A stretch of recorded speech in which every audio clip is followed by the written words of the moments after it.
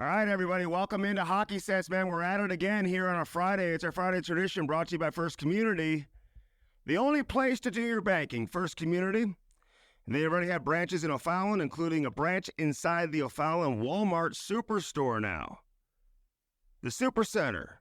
It's open 7 days a week. Where else can you do your banking 7 days a week? They're going to have another O'Fallon branch coming up soon as well. First Community understands that life can get expensive this time of year. You got the holidays, you have other year-end expenses, your paycheck doesn't go as far as it typically should or would. Inflation, all of that. We're not going to get political on this show. But wouldn't it be nice to hang on to a little more of your money? And that's why First Community offers Skip a Payment.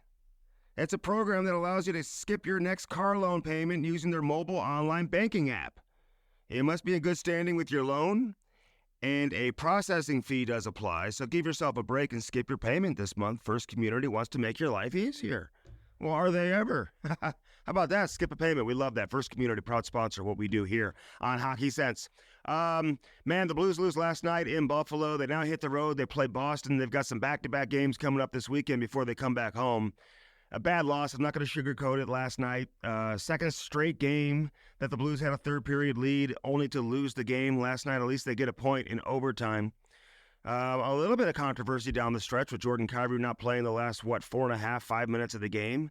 A couple other guys didn't play down the stretch either. I don't think Kapanen saw a whole lot of ice. I don't think Matthew Joseph saw a whole lot of ice in that third period as well. You had Oscar Sundqvist slide up to play with Neighbors and Buchnevich, and that did not go well. I mean, Sundqvist had a real tough time in the third period. He got beat out of the corner, then in front of the net on the goal that was disallowed, and I thought it was a good call. I don't love the call, but it is the rule. If a player goes into the blue paint without being pushed in, and then they don't come out of the blue paint, then guess what? That is goaltender interference. Even if you make just the slightest contact with the goaltender, it doesn't matter. They're going to call that goalie interference every single time.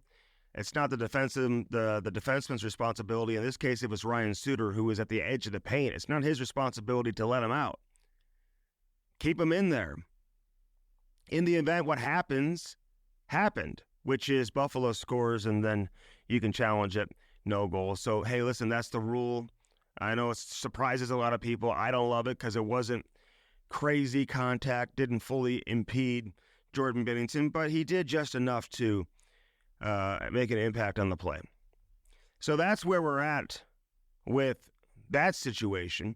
But the Jordan Kyrou, listen, I understand his deficiencies in his game, but I will say, and if you truly watch with an open mind this season, you can see that Jordan Kyrou has made a real effort to give more effort on the puck, on the wall. His 50-50 battles have been much harder.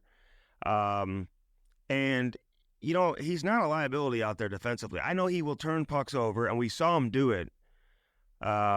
Recently at home, he had a terrible turnover late in the game. Trying to remember who that was from, against Utah, right?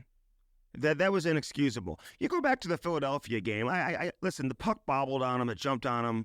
You can say bad ice or whatever. And that's a turnover. It is what it is.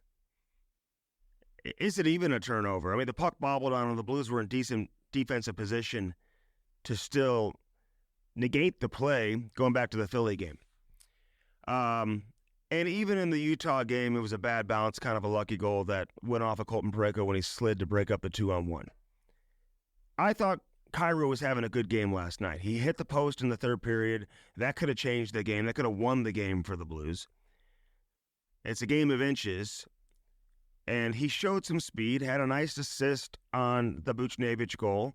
And it wasn't just the drop pass, but the fact that he was able to create space for Buchnevich by continuing to, skate through the defenseman and not allow him to gap up on Buchnevich and take away the shot.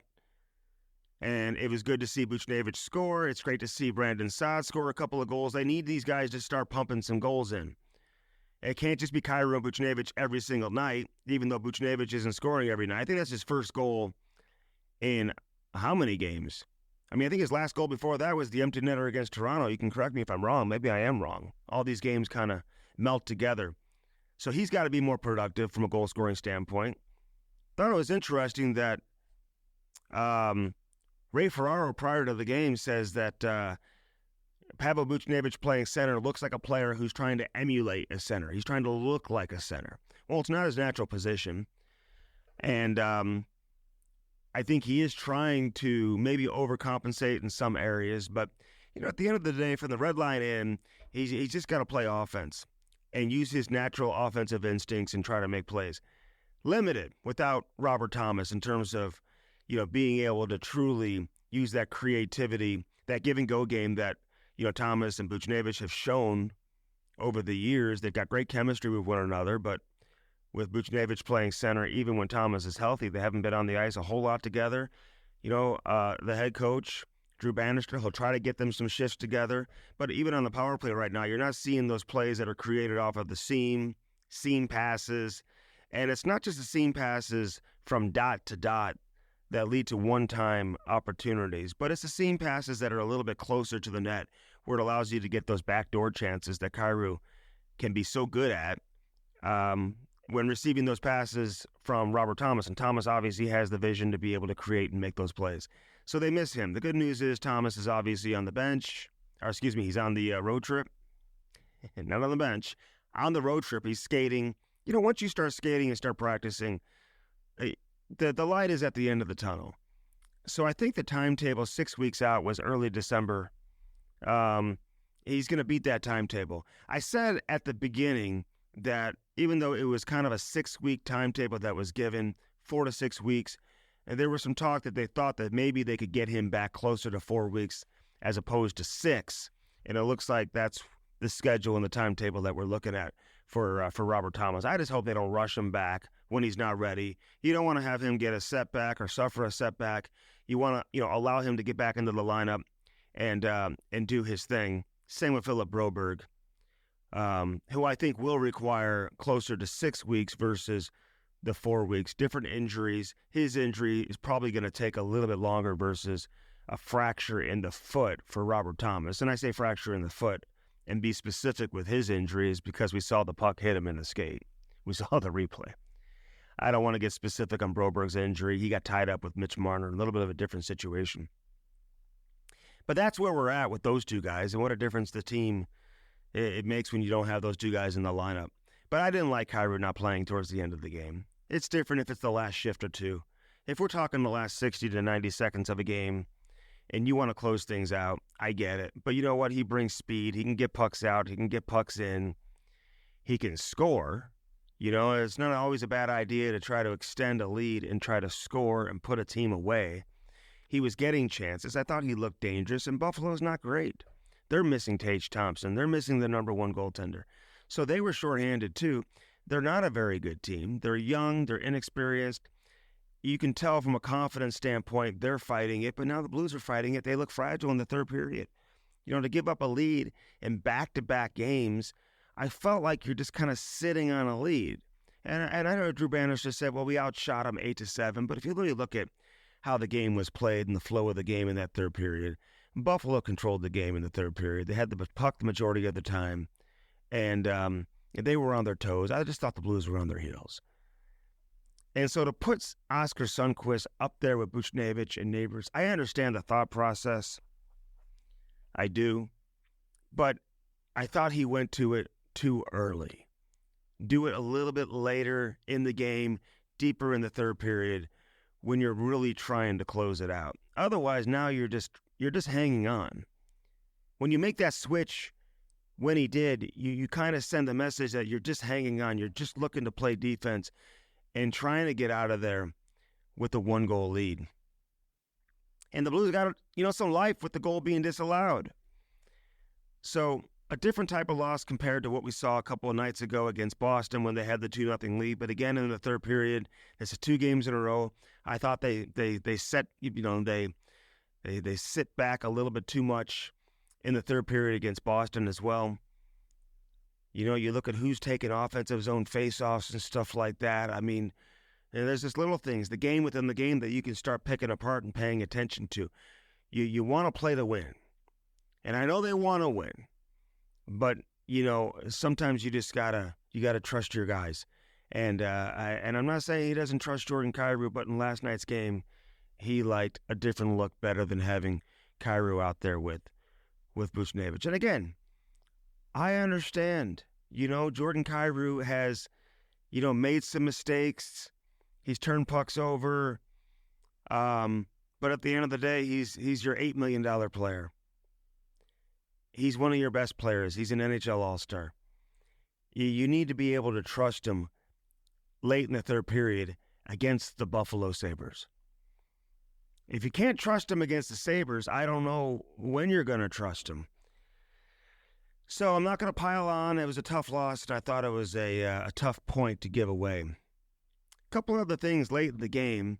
I don't understand why the Blues didn't pressure the puck more in the last minute of the game with the delayed penalty. I know Sundqvist looked gassed and some of these guys look tired. Get off the ice, get some fresh bodies out there who can pressure the puck, and get a whistle so you can eat into that 2-minute power play. You're not going to give them a full 2-minute power play. Any team would rather have a 4-on-3 versus a 5-on-4, and now they get the 4-on-3 for a full 2 minutes in overtime. Alex Tuch, he breaks his stick right before the goal is scored. He had to leave the ice or go to the bench to get a new stick or leave the ice for a line change. Now you're looking at a 3-on-3 situation in zone because Tuch's leaving the zone. And that's where you got to pressure the puck. You got to get that puck out. And I thought Parayko played it a little bit soft there. Maybe you could have pinned him against the wall and get some support, dig the puck out, get it down the ice, and just try to live to get this 2-minute power play over and get this thing back to 4-on-4 or 3-on-3, I should say, for the overtime. The Blues never touched the puck in overtime. So those were a couple of misses where I don't think the Blues read the play very well, whether it's the bench, whether it's the players on the ice, wherever you want to point the finger. They didn't read the game as well as they should have, both when the delayed minor was taking place as well as the broken stick from Tuch in that situation. I know you can't run around and leave the middle of the ice wide open, but somebody's got to help out Parayko there. Parayko's got to play that harder, try to get the puck down the ice, win that puck battle along the boards, and find a way to force them to come back up the ice 200 feet. So those are just a couple of the plays. So listen, I get it. The Blues are shorthanded, and sometimes we don't evaluate it as such, but I think there's some things you can probably do to give yourself a better chance. That's one of those games, I hate to say it, the Blues lost that game versus Buffalo winning the game. It was a hell of a shot by Rasmus Dahlin. He's a first overall pick for a reason. He's a good player, really good player. And they've got some other young good players on that team. But Buffalo, at the end of the day, they're just okay. They've beaten some good teams, but they're just okay. And the Blues look right now like they're just okay. We've got lots to get into. Darren Dreger is going to join me here in just a couple of minutes. We'll go around the league with Dregs. I'm looking forward to this for sure. We'll talk some McDavid. Gets his 1,000th point last night in less than 660 games. He's more than a assist per game player in his career. This guy is absolutely incredible. 2,000 points is within reach. How many points will he end up with? How many goals will Alex Ovechkin end up with? Who's on the hot seat in terms of coaches around the league? You look at Boston, they lose again last night. In Dallas, they get pummeled. They give up 6 goals in that game, early in the game. What's going to happen there with Boston? What's going to happen with Brad Marchand? Is he going to sign? We've got a lot of other issues. I'm curious to hear Dreger's take as to who he may look at as some surprises to make these 4-nation rosters. What he thought as of the former Swedish coach calling out Erik Karlsson. Could Sidney Crosby find a new home this year? Cam and I have been talking about this for over a year. Finally, others are catching on. And now we are starting to talk about Crosby potentially getting moved. They signed him. Are they going to move him now? I don't know. We'll get into this with Darren Dreger on the other side. Hockey Sense is always brought to you by First Community. I mentioned skip a payment. Ask them about that. Go to firstcommunity.com. Ask about Little Blues. Get your son or daughter signed up for Little Blues today. Four Hands Brewing Company. They are the absolute best. They've got that tasting room in downtown St. Louis, 1220 South 8th Street. The beautiful facility out there in Chesterfield, Kirkwood. I saw Kevin Lemp last week. Big shout out to my boy Kevin. Just taking St. Louis to the next level, one craft beer at a time. Pick up some of that Cam and Strick podcast, mango, lemonade, hard seltzer. Do it today. It's the best seltzer in the industry. Best seltzer on the market. You'll never have one that's better. Lordo's Diamonds. Ooh, Lordo's Diamonds. Get that special someone in your life, something special this holiday season. Stop on in, lordosdiamonds.com, right next to Truffles. 314-432-8008. Say hi to Mike and Jimmy Lordo. They are the best. If you have a $100,000 budget or a $500 budget or a $150 budget, they'll find something that works within your budget, and you'll get the same customer service. The guy coming in with $100,000 will be treated the same as the guy coming in with $500. Trust me. I've seen it. These guys are the absolute best. Great, great people. Blue Note Roofing, man. I always get excited when I talk about David Novak and Blue Note Roofing. Look for that yellow truck with the blue notes all over it. Gutters, soffit, fascia, everything. Windows. Roofing, obviously, that's his bread and butter. Wherever you are, he will come to you. 314-920-5713. 314-920-5713.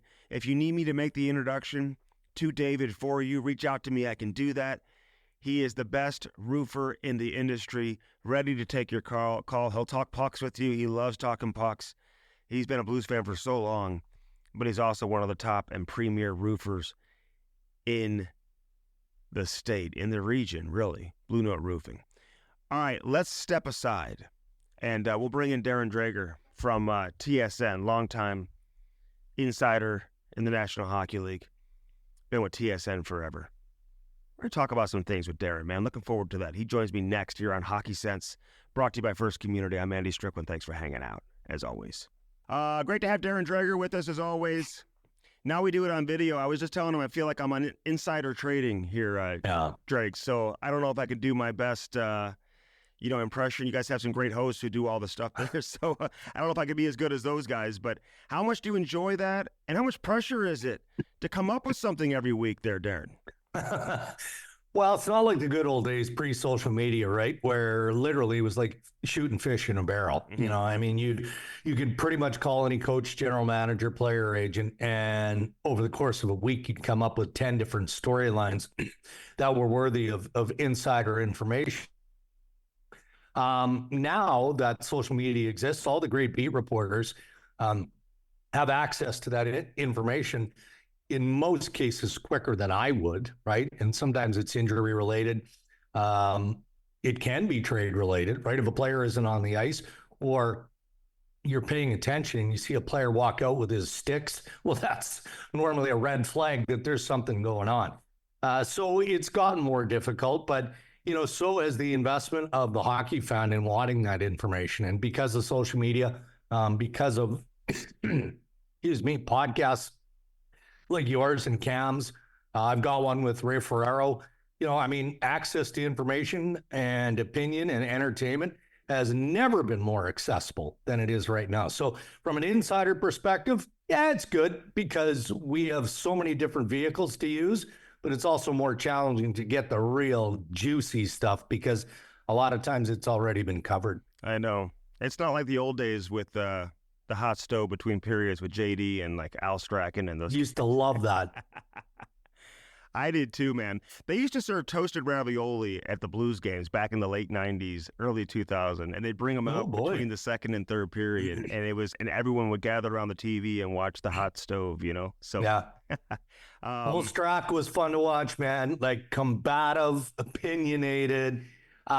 He'd shoot from the hip every single week. Yeah, and he's still like that. I haven't talked to Al Strachan in a while, but the last time I did, he's still an ornery cuss. He just is. But that was a part of it. And then to your point, you had John Davidson, who knew everything and knew everyone. Yeah. And Scotty Morrison, go down the list of all the great people that passed through the old hot stove. So, I mean, and honestly, Andy, that's where insider trading and the role of the insider, I think, actually evolved. I give Bob McKenzie credit as being the original insider, and the reason guys like me and Friedman and Sarah Valley and Chris Johnson, Pierre LeBrun exist. But a lot of that was spun from what we saw on a weekly basis on Hockey Night in Canada with the hot stove. Yeah. I had Al Strachan on maybe a year ago or so, and we had a fun conversation, man. I mean, I asked him so many questions because everyone has like an opinion on Al Strachan, and I had never really interviewed him before, so we had a great conversation, though it was a lot of fun. But hey, real quick, the hot stove back in the day on Hockey Night in Canada, would they have a different panel for the late game as they would in the early game, or no? I mean, that's a good question. I don't think so. But I think it was shrunk down. I don't know that JD stayed for both games. Yeah. Maybe Strack did. Did they use maybe a Western Conference journalist or somebody like that? I don't recall. I mean, growing up, I for the most part watched the Eastern games, even though I grew up in the West. I mean, I lived in a house where it was Boston or Toronto. I mean, that was kind of how the house was split. My mom is French Canadian, so she tried to be a Habs fan, but the rest of the family wouldn't allow her to be that. But primarily, we stayed with the early games, so I'd have to do a bit of research on that. Hey, Connor McDavid is just he's incredible. And listen, I've got an 8-year-old son who plays, trying to convince McDavid that there was ever anybody as good or better than him. Like, you're just not going to do it with these kids nowadays. No. I'm not so sure there was. I mean, listen, Gretzky's Gretzky, and he's always going to be the GOAT for that reason. But when it's all said and done, what is this guy's numbers going to look like? He's already had 1,000 games. He's averaging more than an assist per game. And his assist last night in overtime was just absolutely incredible. Like, he's certainly one of the most fun players to watch ever. Yeah, 100%. I mean, the no-look backhand pass to Darnell Nurse, and boom, game over. I mean, to call him special is not being sound enough or giving Connor McDavid enough credit. And, Andy, this bugs me. When we talk about generational players, how many generational players can there be in a generation? If you're a generational player, then there probably is one, and then there's the rest, right?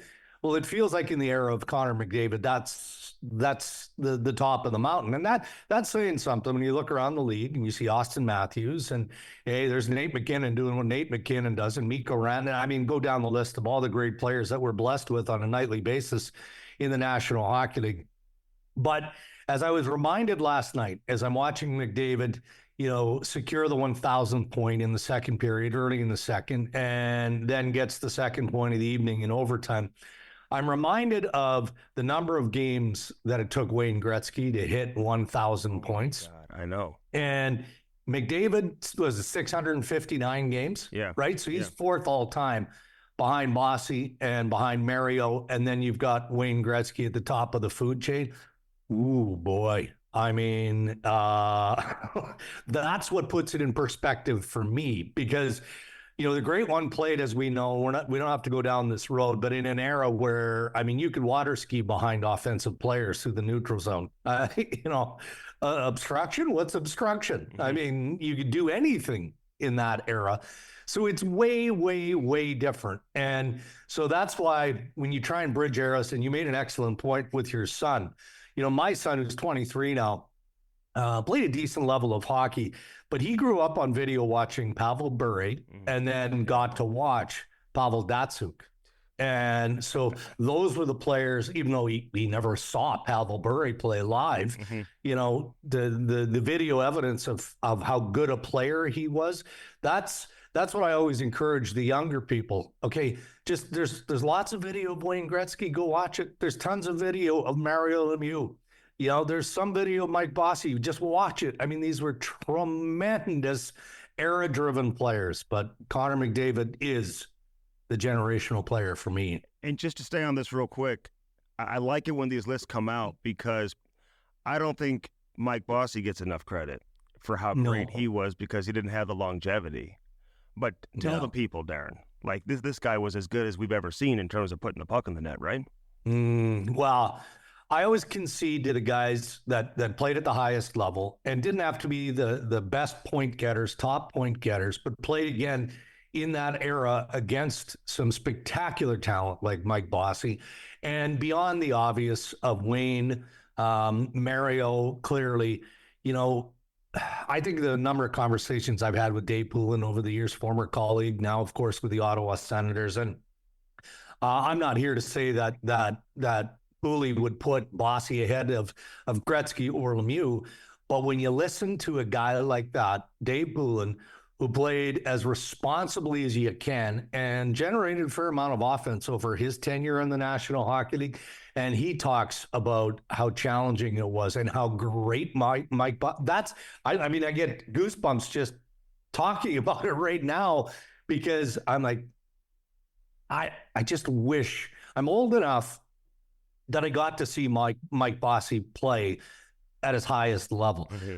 But back then I wasn't old enough to embrace what I was seeing, and really focused on how good he was from a knowledge perspective. You know what I'm saying, Andy? Like you and I, you know, hey, we didn't play in the National Hockey League, but we've got a good knowledge base of the game. Yeah. You know, structurally, details, all of this stuff.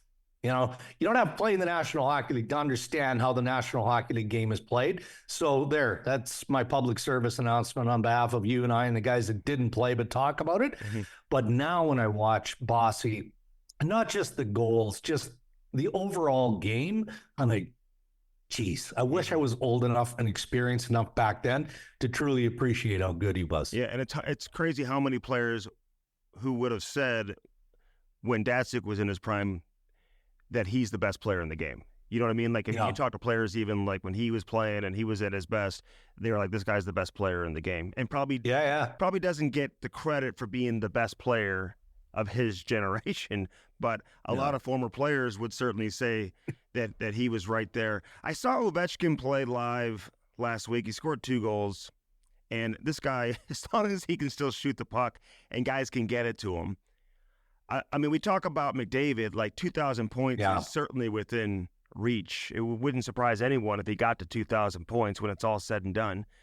Yeah. Ovi, what's his goal total going to be?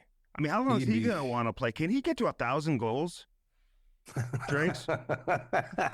You know, 5 years ago, I wouldn't have just chuckled. It would have been a knee-slapping guffaw at your expense, because it would have been ridiculous to even suggest that, right?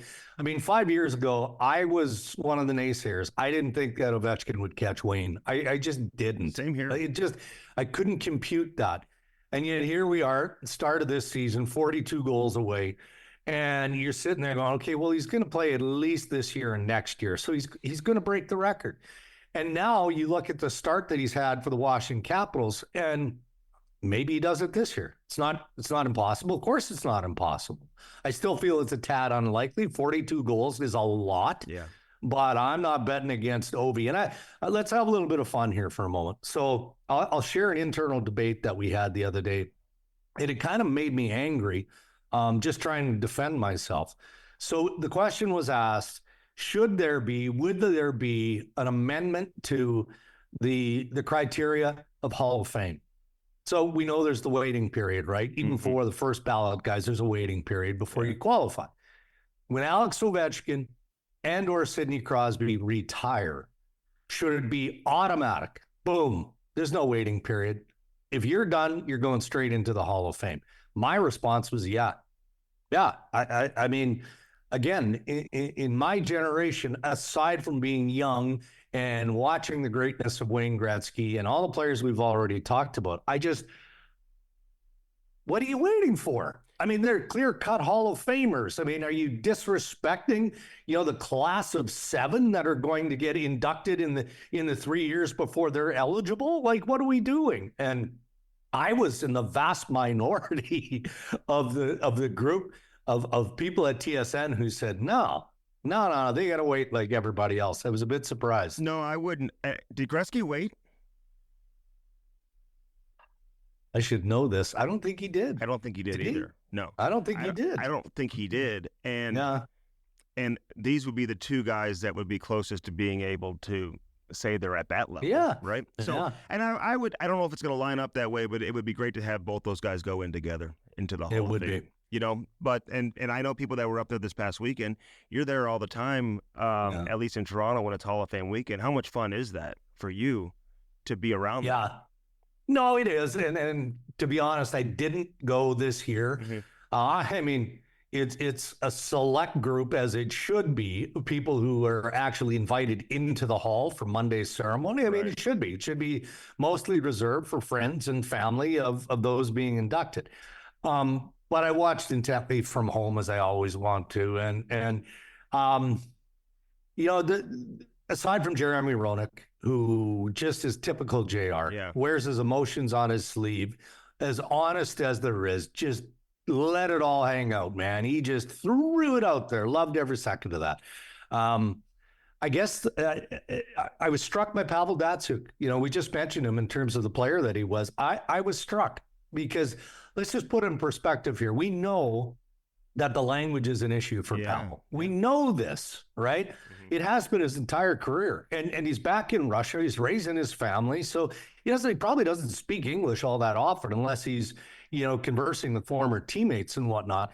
And I just felt like his speech was so to the point. He thanked the people that were obviously impactful in his life.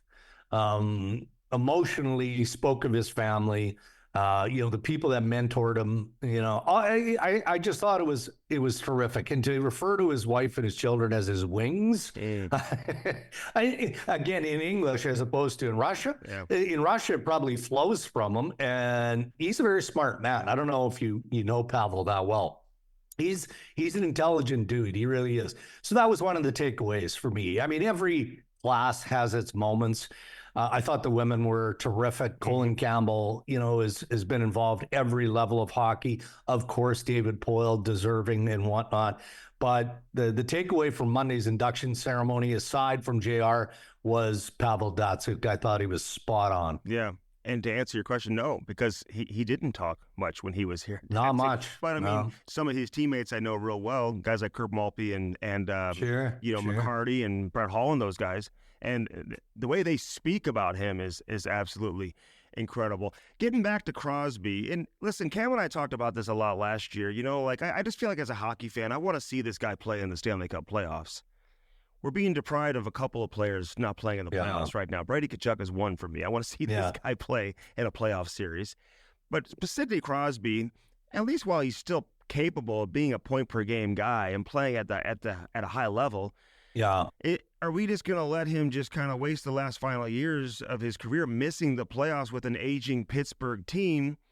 Mm-hmm. Or do you think this is realistic? Do you think he really could go to Kyle Dubas? Because that's how it's going to have to go. He's going to have to say, hey, listen, it's okay. Go ahead and move me. I want to go. And then he can kind of pick and choose where he goes. But how do you see this playing out in Pittsburgh? Yeah. Well, I hope the scenario that you've just explained does play out. And with all due respect to the Legion of Great Pittsburgh Penguins and Sidney Crosby fans, I'm on board with you. Anybody who watches him play, and I watch a lot of their games, he's still got it. He's still got it. Like, he's just so good, so smart, so dangerous, just, you know, a complete team player that it's hard to envision Sidney Crosby going out, you know, with the Pittsburgh Penguins as a non-playoff team. And look, now we can understand and appreciate how and why Kyle Dubas got the length of contract that he got as top executive with the Pittsburgh Penguins. It's because he's got a project perhaps unlike no other. You know, we just talked about the Hall of Fame. Crosby, Malkin, maybe Chris Letang. I mean, those are Hall of Fame players, right? I mean, so how do you manage a rebuild around those pieces? Unless, as you explain, Andy, it starts with Sid. Mm-hmm. He comes to Kyle at some point through Pat Brasana's agent and says, you know, we just agreed to sign the extension, but we just didn't see it playing out like this. So, you know, here's our list, and that list is going to be incredibly short if there's ever a list. And we don't know that. This is just speculation. But I can see it because of how fiercely competitive Sidney is. Fiercely competitive. All he wants to do is win. Mm-hmm. But he's also one of the most unselfish athletes I have ever met. So rather than look in the mirror and say, you deserve another chase for the Stanley Cup, he might look around that dressing room and go, I can't leave these guys high and dry. I can't do it. I'm sorry. If there's a problem, then I'm part of the problem. And that's the way it's going to be. Again, from a hockey perspective, a fan standpoint, Andy, I hope in the offseason that there is a change of heart and he does go to the Penguins brass and say, I got more left and I appreciate what has to happen here. Imagine what you're getting in return for Sidney Crosby. Whatever you want. But it's not going to be a free for all, right? Sure. Like he's not going, it's not going to be 31 teams vying for the services of Crosby. That's not legit. Right. But maybe he is more flexible. If he doesn't have a whole lot of time left, but he's probably got more time than most people think because of how well he looks after himself. But from a hockey fan standpoint, I'm hoping there's a change of heart, but I know the man and I doubt it. Yeah, well, the compensation can't just be based on his production on the ice, but he puts millions of dollars into that owner's pocket, whoever got him too, So, I mean, it would be unbelievable. And he has been the most underpaid player. Yeah. I don't want to say NHL history because you can't say that when you compare to the past eras and the money those men didn't make but deserved. So I won't say in history, but in a salary cap era, for sure. Hey, two more things for you real quick. Any surprises that you could see land on Canada's Four Nations roster that people aren't talking about? I've thrown out Colton Parayko a couple times just because – with Army being here, and I know they're not just looking just to build an all-star team, but then I talked to Rick Bowness, and he's like, hey, you need to have skill, because the more skill you have on your roster, it's hard in a short tournament just to develop chemistry, and if you expect guys to be able to just immediately be able to gel with one another, you want some individual skill on your team too, but you're going to have Cale Makar. Do you need a bunch of power play guys on the back end? I'm curious who maybe we're missing, who you would maybe identify as a guy that you would have on there. Well, I heard that segment that you and Cam did, and I hadn't heard Colton Parayko's name out there. But in fairness to the process here, Andy, I think Doug and company have done a real good job of keeping a seal on that, right? Team USA's approach is a little bit different. My colleague Pierre LeBrun did something on Cole Caulfield being on the outside looking in at Team USA, which is probably going to rankle, those supporters of Cole Caulfield. But you're right. I mean, it's not an all-star team. It's a Four Nations championship, and you better have every box ticked. So when you threw out Parayko, and I know you didn't do that haphazardly. It's not like you just pulled that out of your hip and said, what about Colton Parayko? Yeah. So it got me thinking. And I can appreciate that. And I'll throw another name at you, like Chris Tanev, with the Toronto Maple. And for the reason that Parayko would make some sense. Similar. Tanev, you might have some concerns because of the wear and tear on the body and where he's at. But all he does is shut down players. Shot blocking, penalty killing, all of the good things that you need from a defensive defenseman, IQ, those guys have that. Mm-hmm. So I can see a place where the brass of Canada embraces that type of player. Is it going to be Parayko? Is it going to be Tanev? Somebody threw Pietrangelo at me. I might have him a little bit higher on that food chain. But we don't know because they're not sharing. And I'm okay with that. Mm-hmm. I'm fine with that. It just speaks to, the one thing Canada doesn't have is the obvious, and that is a bona fide number one. I can make a case all day long for the guy in St. Louis, Bennington, all day long. And then you look at Hill and you look at Kemper when he's healthy and some of the other pieces. The problem is we in Canada can't look past what they've got in the U.S. And it starts with Connor Hellebuck. I'm like, all right, well, that's fine. I appreciate the comparison, but that doesn't mean that what Canada is putting in the crease is going to be awful. So if it's not Vezina winning, fine. Then you build your team accordingly and you make sure that your blue line isn't an all-star blue line. It's a blue line that can win a championship because ultimately that's what you're trying to do. So I don't know if I've answered your question. No, you have. I'm on board with you. And again, it's no all these goalies, you get to this level of goalie, they're all capable of having a great week, 2 weeks, whatever, and Hellebuyck hasn't had great playoffs in the past, and you just never know. It's not a guarantee that he would. So we'll see how that. I remember Jay Bouwmeester being named to 2014 Olympic team, and I don't know if everyone had him on the list then too, but he was a guy who could defend and shut down opposing. And he and Petro were really good together playing. They brought that chemistry from St. Louis together with Hockey Canada too. Last thing for you, Jim Montgomery, anybody really on the hot seat right now? They lose big to Boston last night. I'm watching Brad Marchand the other day. Doesn't have an extension. You just wonder at his age, what's realistic. I see Tampa Bay, obviously, they move on from Stamkos. I know those are hard decisions, but sometimes you got to make hard decisions as an organization to move forward, Yeah, no question. So I'm fumbling with a notepad here. And the reason I wanted to grab it was because I wrote this down when I was, last night going through some of the post-game commentary. And this is Nikita Zadorov with the Boston Bruins. And in a 10, 15-second soundbite, he used this phrasing, quote, "We lost every battle. Soft on the puck, soft everywhere. We were embarrassed." Wow. So that's the message from the dressing room of the Boston Bruins. So you ask if Jim Montgomery is on the hot seat, how can he not be? Mm-hmm. How can he not be? I mean, they're floundering in trying to look for some chemistry. And I'm a big fan of Monty. He's coached some really good teams. This isn't a good team. They've got a few good players, Brad Marchand among them. Mm-hmm. I don't think Charlie McAvoy's been as good as he was hoping to be. Of course, you've got David Pastrnak. You had the Jeremy Swayman distraction of the contract through camp in the preseason, all of that. The one thing that I wonder about Monty's MO is, coaches will bring out the blender, as we like to say, when things aren't going right. And they'll start experimenting with line changes and different personnel and all of that. Good, bad, or otherwise.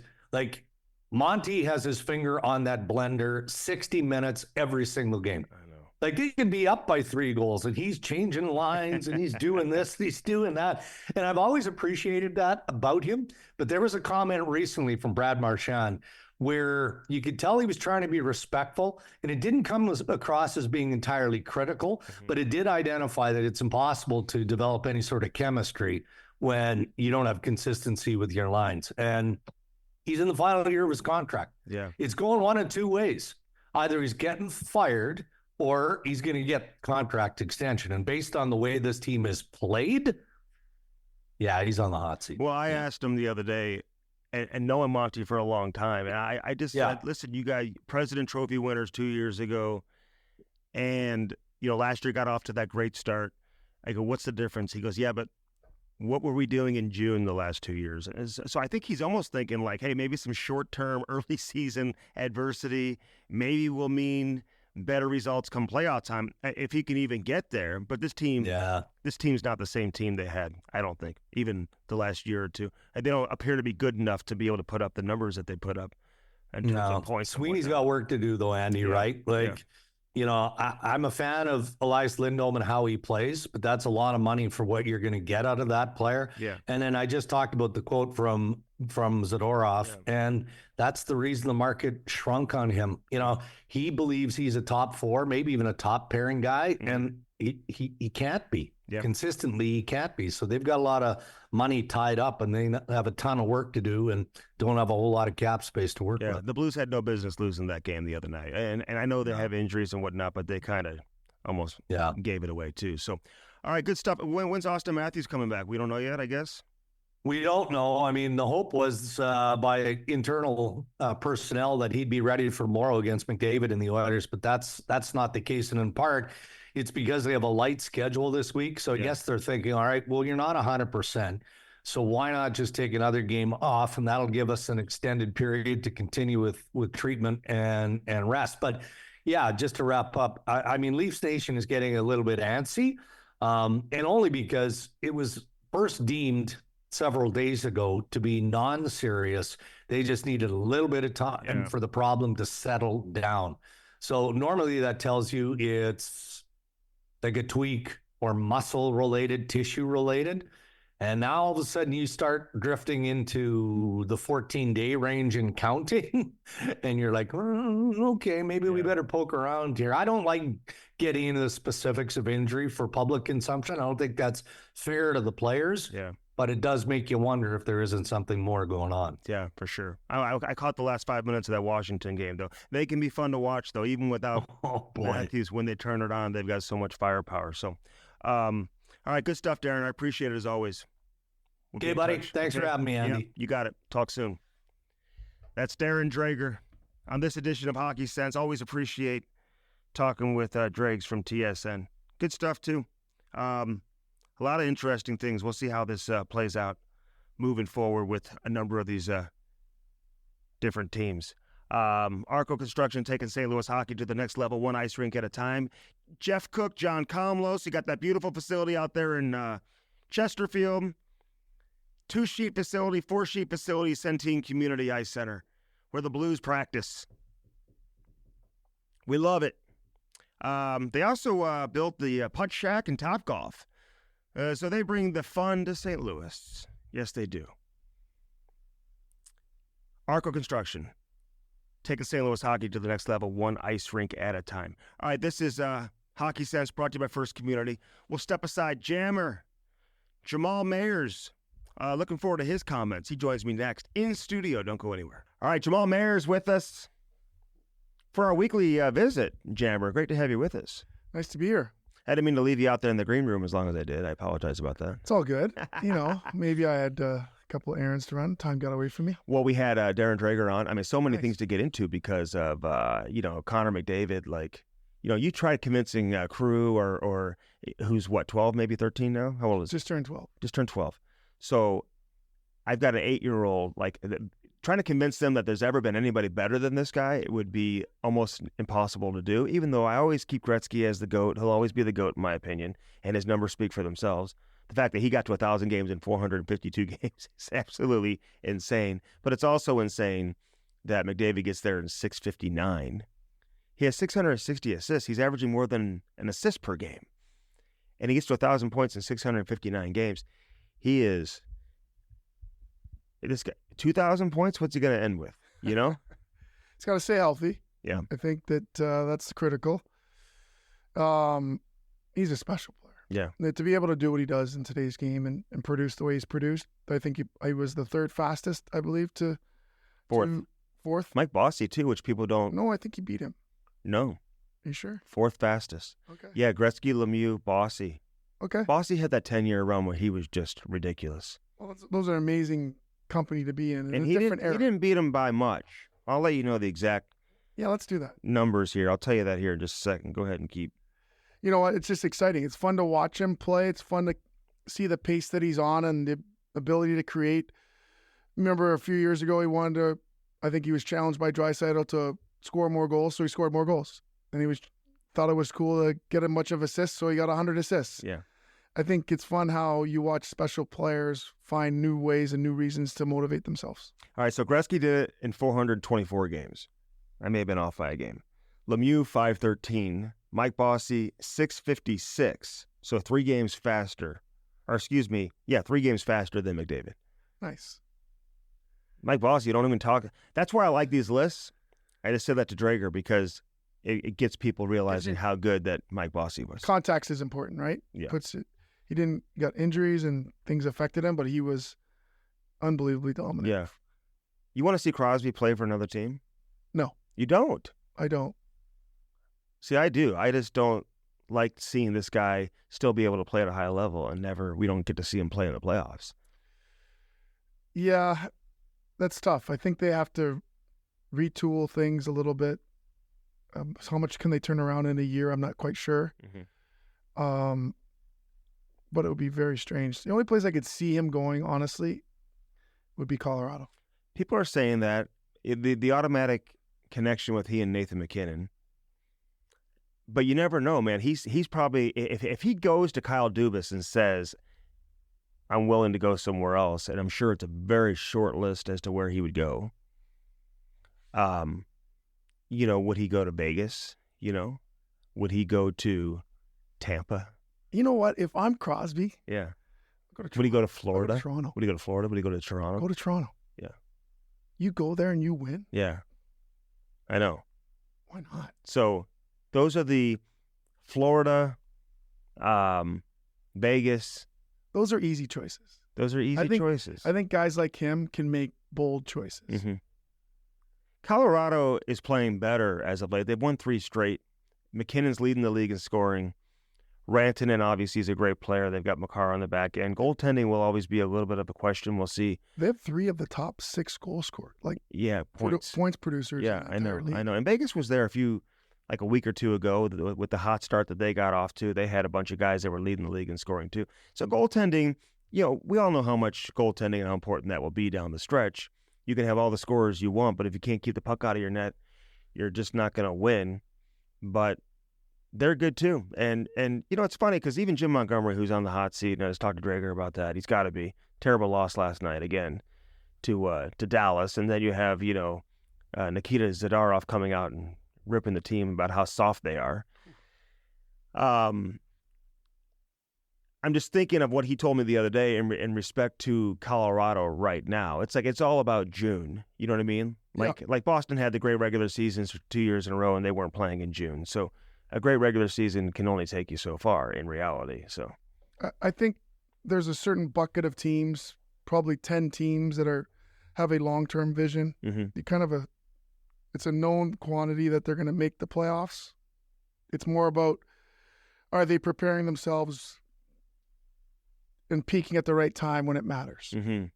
And so there's less panic in those groups for the way they're playing. I think Boston's outside of that situation. Yeah. I think Colorado is in that situation. Colorado's got a better roster than Boston. Yeah, we forget about who's missing from the roster, right? For Colorado. For Colorado. Yeah. No, for Boston. Oh, well, both and of Jim them. Montgomery. Yeah. And what he's having to deal with in the last few years. Mm-hmm. Bergeron, Chara, Krejci. There's a lot of guys. Yeah, some elite players. And they're not getting great play out of some guys right now that are there. Brad Marchand's got the contract extension looming. We'll see what happens with that. I think sometimes you just have to make tough decisions. I know he's your captain, but he's also, 36 years old right now.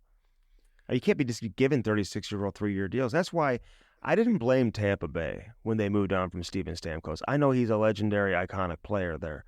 But the best GMs know when to move on from certain guys. And I know it's going to be short-term pain. The fans will get mad at you.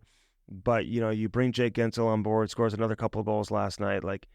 They are maybe hurting short-term, but long-term maybe it's the best decision for the organization. Sometimes it is. Sometimes it's the wrong one. I think San Jose made a mistake when they moved on from Joe Pavelski. Mm-hmm. He proved he had 5 more years of producing great numbers. So I think you're right. I don't think it's an absolute science. No. It's not a perfect situation. I do agree with you though in the Stamkos situation. I think they moved on at the right time, as painful as it is to see him leave. I thought Pav was done just because the game was trending faster. He doesn't skate so well, not a big guy, but he's so crafty, he found a way. And they had a bunch of other fast guys there in Dallas. Yeah, they did. You know what I mean? Yeah. So he could figure out, he plays off of people well. So I think it's the newness for Stammer has been really difficult for him, more than you think he anticipated. Yeah. And I think it's taken him longer. I wouldn't be surprised if you just eliminate the first half of the season and just look at his points in the second half. I think he's going to end up a point a game on the second half. Yeah, he'll turn it on. Yeah. And the power play will get better. But Marchessault, same thing out of Vegas. I know there was a lot of talk about that, but got a 5-year deal from Nashville. Vegas wasn't going to give him a 5-year deal.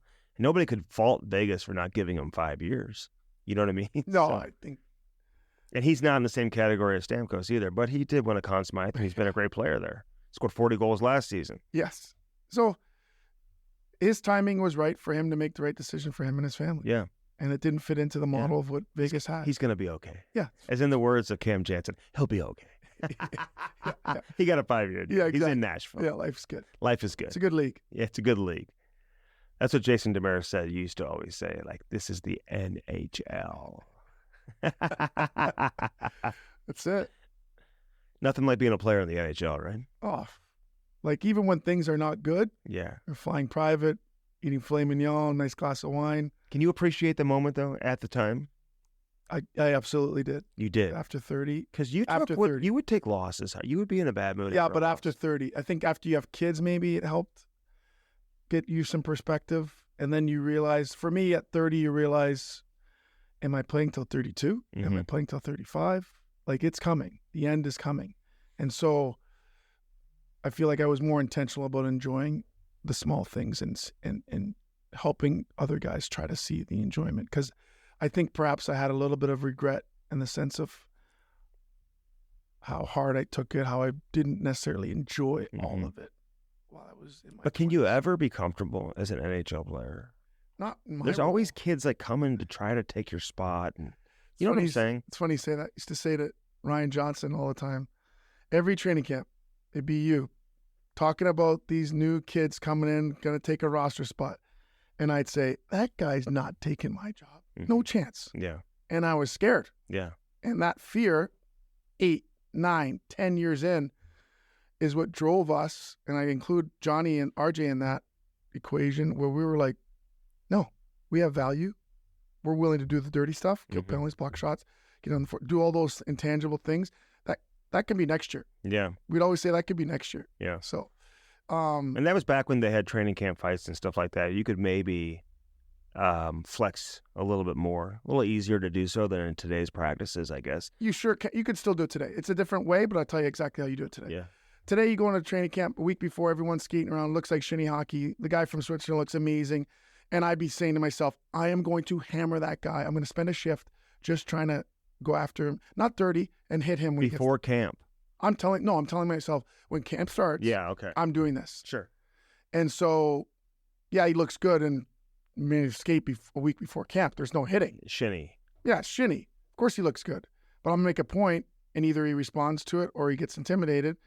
And to me, 9 times out of 10, had nothing to do with fighting. It just being really hard on people and physical would shine like a light to the organization where they're like, oh, that kid's not ready. He backed down or he shied away.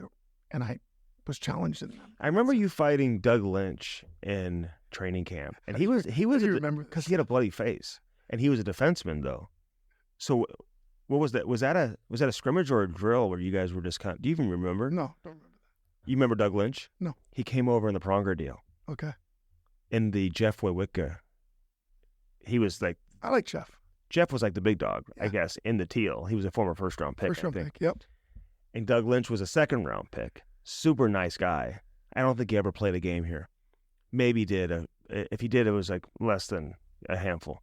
And you guys did fight in training camp. But it wasn't, I don't think it was during a scrimmage, but you bloodied his nose. So if you want to look in the camera and apologize to Jeff. Sorry. Is it Doug? Doug Lynch. Sorry, Doug. Apologize. Maybe you were pissed that Pronger got traded or something. I don't know. Yeah, I probably was. You watched the game last night in Buffalo Blues Sabres? A little bit of yes. It's a tough. I mean, I know they've got injuries, and Broberg is a massive hole. I mean, not having Broberg has forced you to kind of like put P.O. Joseph in a top 4 role. He gets hurt last night. You're playing with 5D, essentially 4D. I don't think Perunovic saw hardly any ice in that third period. So now you're down to 4D. You don't have Robert Thomas. So, and you speak to this, please, as a center for a guy like Buchnevich, who has shown elite level play in the past as a winger. He can drive a line as a winger. I thought it was interesting. Ray Ferraro before the game said he looks like a player who's trying to look like a center when he's out there, But what's the most difficult part about it? Because he's going up against the other team's top centers defensively, right? You just said it. The matchup's completely different, right? When you're sliding into a different hole, and he's more of a guy to me that plays off of people. But now he's asked to drive it. And not only drive it, but drive it against the other team's top players who are trying to stop you. And he's been on the ice against the top player, but it's different as a center, right? It's different as a center. Yeah. Like Thomas is able to hold on to the puck, buy time, create space.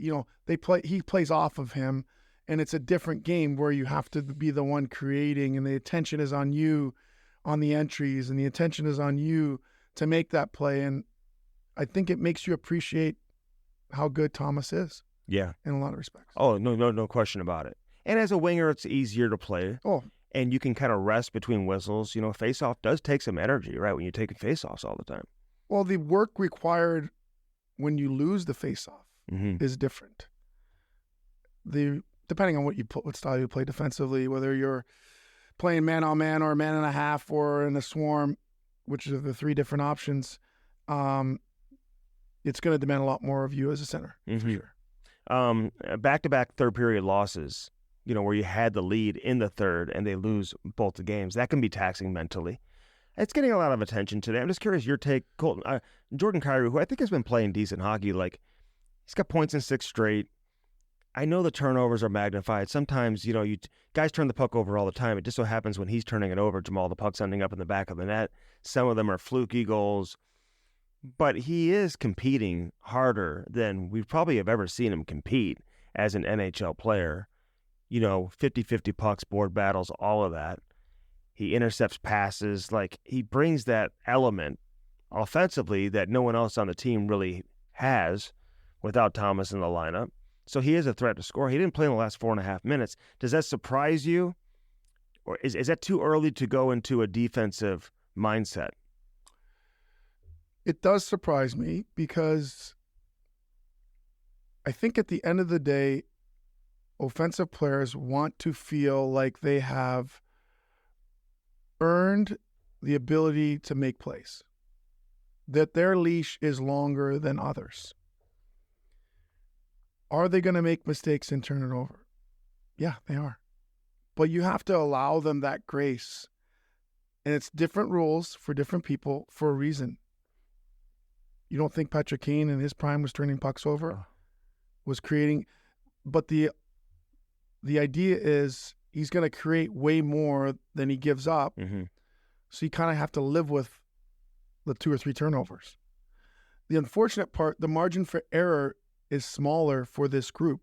So when Kyrou makes a mistake, it gets over magnified, in my opinion. The other thing I'll say is this: is it more important to to show him a lesson, or is it more important to win the game? That's a balance only the coaches can answer. Yeah. And I would argue that there's more, that's a fine line where you're going to lose the player, lose the room in a sense, not completely, but in the sense that I'm like, he's our best creator, get him on the ice. I don't want to be out there. He needs to be out there. Try to extend the lead. Yes. Playing your toes, go get another one. And I think that as a player, regardless of the philosophy, what you do feel on the bench is that hesitation from the coaches. And that is a dangerous thing to have happen, because now we can feel that you're nervous. That, to me, is more dangerous than having him out there and trying to make a play. You felt that before? I hate that feeling. Yes, I felt that. That then you start to think, he doesn't believe in us. What are we doing? What's he doing? I don't mind if it's the last couple minutes and you've got defensive zone faceoffs in certain situations and you're really trying to close it out. That's different. But I thought that was a little early to go to that. And then you come out after the game and said you thought he had a great game. There was no real. I think coaches have, listen, you coach. When you want your best players on the ice. If it's a tight game, I know with 4.5 minutes left, if they keep their shift length correct, I can get them out there 3 more times.